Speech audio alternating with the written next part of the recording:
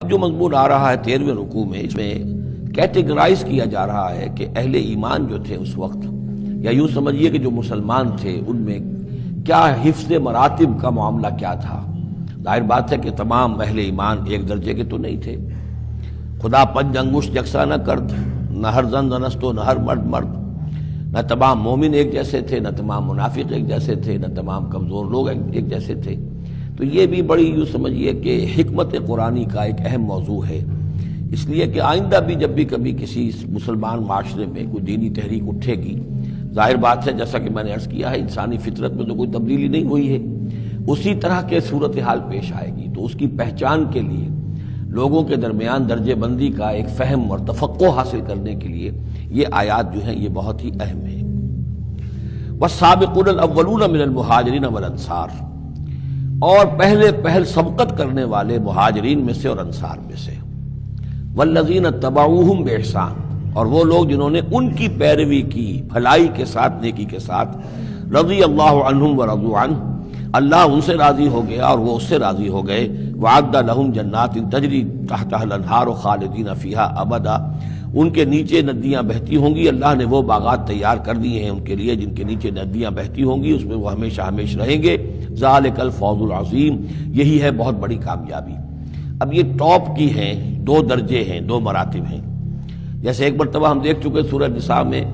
انبیاء، صدیقین، شہداء، صالحین، یہ گویا کہ ایک خاص اعتبار سے، اب اس کی تفاصیل میں جانے کا یہ موقع نہیں ہے، یہ مختلف اعتبارات سے درجہ بندی ہوتی ہے۔ ایک یہ درجہ بندی ہمارے سامنے آ رہی ہے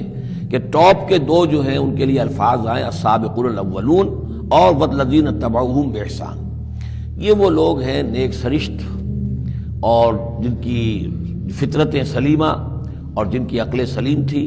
لیکن ان میں بھی دو درجے تھے۔ ایک درجہ وہ تھا کہ جن میں اتنی ہمت بھی ہوتی ہے کہ جیسے ہی حق سامنے آئے فوراً قبول کر لیں اور بالکل دائیں بائیں نہ دیکھیں کہ اس سے پھر کیا لازم آئے گا، کیا چھوڑنا پڑے گا، کیا کرنا پڑے گا، بلکہ یہ کہ بس ان کے لیے حق جو ہے وہ اتنی بڑی قیمتی شے ہے کہ اس کے مل جانے کے بعد ہر چہ بعد آباد، اب ہر جو ہونا ہے وہ ہو جائے، وہ تاخیر نہیں کرتے، دیر نہیں کرتے، ان میں ہمت ہوتی ہے۔ وہ یہ نہیں دیکھتے کہ اس پگڈنڈی پہ چلنے والے تو کوئی ہے ہی نہیں، بلکہ یہ کہ اگر پہلے ہی میں کیسے چھلانگ لگا دوں، کیسے میں چل پڑوں، کوئی مجھے آگے چلتا ہوا نظر ہی نہیں آ رہا ہے، بلکہ ان کے اندر وہ ہمت ہوتی ہے۔ یہ ایک مزاج اللہ تعالیٰ نے لوگوں کے بنائے ہیں، جیسا کہ حضور نے فرمایا الناس کالمعادن، جیسے معدنیات ہیں، اب سونے کی اور جو ہے اس کو صاف کریں گے تو سونا بنے گا، چاندی کی اور کو کتنا ہی صاف کر دیں سونا تو نہیں بنے گا، وہ چاندی بنے گی۔ تانبے کی اور ہے، کتنا ہی آپ اس پر محنت کر لیں وہ آپ اچھے سے اچھا تانبا اس میں سے نکال لیجئے، لیکن یہ کہ ظاہر بات ہے کہ وہ سونا تو نہیں بنے گا۔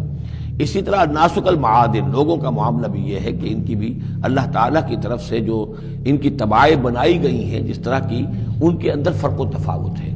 تو کچھ لوگ وہ ہیں السابقون الاولون، فوراً حق کو قبول کرنا، بے خطر کود پڑنا، بے خطر کود پڑا آتش نمرود میں عشق، عقل ہے محو تماشائے لب بام ابھی۔ کچھ دوسرے لوگ ہوتے ہیں سلیم الفطرت بھی ہیں اور ان کو بھی بات سمجھ میں آ گئی ہے، لیکن ہمت میں تھوڑے سے کم ہوتے ہیں۔ پہلے ذرا کچھ لوگ آگے چل کے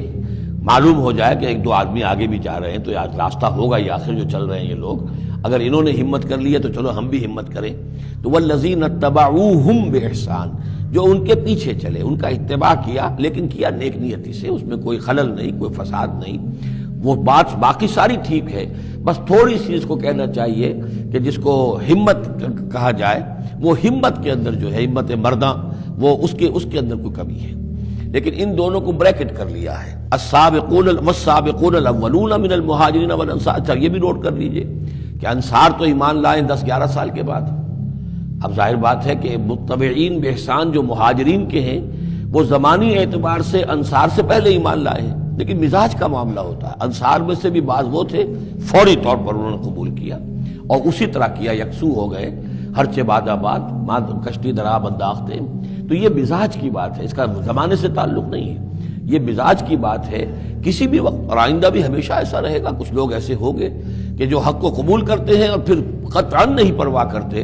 دائیں بائیں نہیں دیکھتے، کوئی آ رہا ہے یا نہیں آ رہا، کوئی ساتھ دے رہا ہے یا نہیں دے رہا ہے، کچھ نہیں، کوئی خطرات ہیں، کوئی مشکلات ہیں، کوئی مصائب آئیں گے، ہر چہ بعد آباد۔ کچھ لوگ ہیں جو ذرا دائیں بائیں دیکھ کر تھوڑا سا چلتے ہیں، ان کی ہمت جو ہے اتنی نہیں ہوتی۔ والسابقون الاولون من المہاجرین والانصار والذین اتبعوہم بإحسان رضی اللہ عنہم ورضوا عنہ وعد لہم جنات تجری تحت الانہار خالدین فیہا ابدا ذلک الفوز العظیم وممن حولکم من الاعراب منافقون۔ اب یہ ایک طرف تو یہ ٹاپ کے دو اور ایک اب بالکل نیچے جا کر، اور جو لوگ تمہارے آس پاس آباد ہیں جو بدوؤں میں، جو بادیہ نشین ہیں، ان میں منافق ہیں۔ ومن اہل المدینہ، اور نہ صرف ان میں ہے، اہل مدینہ میں بھی ہیں۔ مردوا علی النفاق، یہ لوگ وہ ہیں جو نفاق پر اڑ چکے ہیں۔ اب یعنی ان کا نفاق جو ہے جیسے ٹی بی کی تھرڈ سٹیج ہوتی ہے کہ جس کے بعد پھر امید نہیں ہوتی کہ شفا ہو جائے گی، یہ پرانی زمانے کی باتیں ہیں، اب تو ٹی بی لا علاج مرض نہیں رہا، پہلے کی بات ہے۔ لیکن یہ ہے کہ یہ اس جو مرض ہے نفاق کا، ان کا اس تیسری سٹیج کو پہنچ چکا ہے۔ مردوا علی النفاق لا تعلمہم، آپ انہیں نہیں جانتے، نحن نعلمہم، ہم انہیں جانتے ہیں۔ سنعذبہم مرتین، ہم انہیں بار بار عذاب دیں گے۔ ان کے لیے تو عذاب روز کھڑا تھا، روز مطالبہ آتا تھا نکلو اللہ کی راہ میں، روز جھوٹ بولنا، روز قسمیں کھانی، روز کسی نہ کسی طریقے سے بہانے بنانا۔ ان کی زندگی ضیق میں تھی، یہ نہیں تھا کہ وہ اس طریقے سے آرام سے تھے۔ ثم یردون الی عذاب عظیم، اور پھر ان کو لوٹا دیا جائے گا ایک بہت بڑے عذاب کی طرف، وہ آخرت کا عذاب ہے۔ اس کے بعد اب درمیان میں پھر دو کیٹیگریز آ رہی ہیں، وہ لوگ کہ جو کچھ نیمے درو نیمے برو ہیں، منافق نہیں ہیں لیکن ہمت کی بہت کمی ہے، کچھ چلنا چاہتے بھی ہیں، کچھ نہیں چل پاتے ہیں، کچھ چلتے ہیں لیکن کبھی کبھی کسی سے غلطی بھی ہو جاتی ہے، کوئی ہمت بھی کرتے ہیں لیکن کبھی کوئی غلبہ ہو جاتا ہے، کوئی کسل ہو جاتا ہے، کوئی سستی طاری ہو جاتی ہے۔ اب ان کی کیٹیگری آ رہی ہے، لیکن ان کو بھی دو حصوں میں تقسیم کریں گے۔ وآخرون اعترفوا بذنوبہم، اور کچھ لوگ اور ہیں جو اپنے گناہوں کا اعتراف کرتے رہتے ہیں، اپنی کوتاہیوں کا، جھوٹ نہیں بولتے، جھوٹا بہانہ نہیں بناتے، جھوٹی قسم نہیں کھاتے،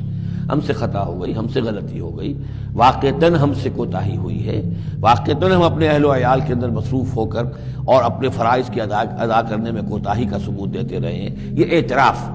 جب تک اعتراف ہوگا نفاق نہیں شمار ہوگا۔ جہاں جھوٹا بہانہ آنا شروع ہوا وہ نفاق ہے، اور جہاں جھوٹی قسم آ گئی وہ نفاق کی دوسری سٹیج ہے۔ اور اس کے بعد تیسری سٹیج یہ ہوتی ہے کہ اہل ایمان سے انہیں ضد ہو جاتی ہے، قد ہو جاتی ہے، دشمنی ہو جاتی ہے کہ یہ بے وقوف لوگ جو ہیں ان کی وجہ سے ہم پریشان ہو رہے ہیں، اگر یہ بھی ہماری طرح بیٹھ رہے ہیں تو ہمیں بھی کوئی پوچھے نہیں اور کوئی ہمارے اوپر بھی کوئی عتاب نہ آئے۔ یہ چونکہ فوراً وہ تو جیسے ہی آواز آئی اور یہ چل پڑتے ہیں، لہذا بجائے اس کے کہ ان کے بارے میں اچھے احساسات و جذبات ہوں کہ چلیے اللہ ان کو توفیق دے رہا ہے، بلکہ ان سے ایک دشمنی اور ایک ان کے دلوں کے اندر عداوت پیدا ہو جاتی ہے، وہ ہے نفاق۔ یہ اور کیٹیگری ہے کہ جو نفاق سب سے نیچے کر لیجئے اور سب سے اوپر وہ دو ہیں، والسابقون الاولون من المہاجرین والانصار والذین اتبعوہم بإحسان۔ اب ان کے درمیان میں یہ دو سٹیجز ہیں۔ وآخرون اعترفوا بذنوبہم، اور کچھ لوگ اور ہیں جنہوں نے اپنی کوتاہیوں کا، اپنی تقصیر کا اعتراف کیا۔ خلطوا عملا صالحا وآخر سیئا، انہوں نے کچھ گڈمٹ کیا ہوا ہے، نیک کام بھی کرتے ہیں، ایثار بھی کرتے ہیں، انفاق بھی کرتے ہیں، لیکن یہ کہ کبھی کوئی غلط کام بھی کر بیٹھتے ہیں، کوئی بری حرکت بھی سرزد ہو جاتی ہے۔ عسى اللہ ان یتوب علیہم، اللہ تعالیٰ امید دلاتا ہے کہ اللہ تعالیٰ ان کی توبہ کو قبول فرمائے گا اور ان کی توبہ جو ہے ان کو توبہ کی توفیق دے گا۔ ان اللہ غفور الرحیم، یقیناً اللہ تعالیٰ غفور اور رحیم ہے۔ اس میں شان نزول کے اعتبار سے ایک روایت بھی ہے، حضرت ابو لبابہ تھے رضی اللہ تعالیٰ عنہ اور ان کے کچھ ساتھی تھے، ان سے غزوہ تبوک کے موقع پر یہ کوتاہی ہو گئی کہ کسل کی وجہ سے اور مال اور دنیا میں اپنے مصروفیات اور مشاغل کی وجہ سے نہیں جا سکے، لیکن یہ ہے کہ ان کو شدید فوراً ہی احساس ہو گیا کہ ان سے تو بہت بڑی غلطی ہوئی ہے، بڑی خطا ہو گئی ہے، بڑی کوتاہی ہوئی ہے، اور اس احساس کی وجہ سے اس درجے ان کو اندر جو ہے ندامت کے جذبات پیدا ہوئے کہ انہوں نے اپنے آپ کو مسجد نبوی کے ستونوں سے باندھ لیا کہ اب حضور ہی آئیں گے اور اگر اعلان فرمائیں گے کہ ہماری توبہ قبول کر لی ہے اللہ تعالیٰ نے اور اپنے دست مبارک سے ہمیں کھولیں گے، تب ہم یہاں سے آزاد ہوں گے، ورنہ ہم یہیں پر اپنی جانیں دے دیں گے، اپنے آپ کو باندھے رکھیں گے ان ستونوں کے ساتھ۔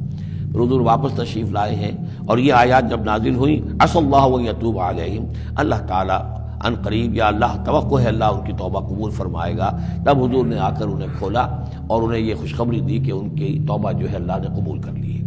یہ وہی بات ہے جو سورہ نساء میں بھی ہم پڑھ چکے ہیں، ثم یتوبون من قریب، وہ لوگ انما التوبۃ علی اللہ للذین یعملون السوء بجہالۃ ثم یتوبون من قریب، فوری طور پر جو ہے انسان کے اندر وہ ایمانی جذبات جو ہیں دوبارہ عود کرائیں اور وہ فوراً توبہ کرے، تو ایسی توبہ کا قبول کرنا جو ہے اللہ تعالیٰ نے گویا کہ اپنے ذمے واجب ٹھہرایا ہوا ہے۔ البتہ یہ کہ پھر ان کے بارے میں خاص طور پر یہ حکم ہوا خذ من اموالہم صدقۃ، روایت میں تو یہ آتا ہے کہ وہ خود بھی لے کر آئے تھے مال کہ یہ اللہ تعالیٰ کے جو ہماری توبہ قبول کی ہے تو ہم یہ اس کے شکرانے کے طور پر اللہ کی راہ میں یہ مال پیش کر دیں اپنا، لیکن یہ کہ یہ قاعدہ کلیہ بھی ہے کہ خذ من اموالہم صدقۃ، جہاں تک منافقین کا معاملہ تھا روک دیا گیا، ان کے اب آپ صدقات قبول نہ کیجئے، اب ان کے نفقات اللہ کے ہاں قبول نہیں ہوں گے، لیکن یہ چونکہ ضعفاء ہیں، یہ کمزور ہیں، یہ منافق نہیں ہیں مخلص، کمزور مخلص ہیں، لہذا ان کے لیے کہ ان کے اموال میں سے صدقہ آپ قبول فرما لیجئے، خذ من اموالہم صدقۃ تطہرہم وتزکیہم بہا، اس طرح ان کے مال سے صدقہ قبول کرنے کا نتیجہ یہ نکلے گا کہ آپ ان کو پاک کریں گے اور تزکیہ کریں گے ان کا اس صدقے کے ذریعے سے، وصلی علیہم، ان کے لیے دعائیں کیجئے، ان صلاتک سکن لہم، یقیناً نبی آپ کی دعا جو ہے ان کے حق میں وہ بہت ہی سکون بخش ہے کہ انہیں یہ خیال ہو کہ ہم سے جو خطا ہوئی تھی ہم نے بھی استغفار کیا، توبہ کی ہے، اور اللہ کے رسول بھی ہمارے لیے دعا کر رہے ہیں، واللہ سمیع علیم، اور اللہ سب کچھ سننے والا اور جاننے والا ہے۔ الم یعلموا ان اللہ هو یقبل التوبۃ عن عبادہ، کیا وہ نہیں جانتے کہ اللہ تعالیٰ اپنے بندوں کی توبہ قبول فرماتا ہے، ویاخذ الصدقات، اللہ تعالیٰ بندوں کے صدقات قبول کرتا ہے، یعنی اللہ کا احسان ہے، صدقہ وہ شے ہے، خیرات وہ شے ہے حضور نے اپنے اوپر حرام کی، اپنی اولاد پر حرام کی ہے، اللہ تعالیٰ کی وہ شان ہے، وہ الغنی ہے، لیکن وہ کہتا میں تو قبول کرتا ہوں، میں میرے دین کے لیے تم خرچ کرتے ہو، میرے لیے میری رضا جوئی کے لیے خرچ کرتے ہو، تو میں تو تمہارے صدقات کو قبول کرتا ہوں۔ فرمایا کہ الم یعلموا ان اللہ هو یقبل التوبۃ عن عبادہ ویاخذ الصدقات، وہ صدقات قبول فرما لیتا ہے، وان اللہ هو التواب الرحیم، اور وہ تو بہت ہی توبہ کا قبول فرمانے والا اور بہت رحم فرمانے والا ہے۔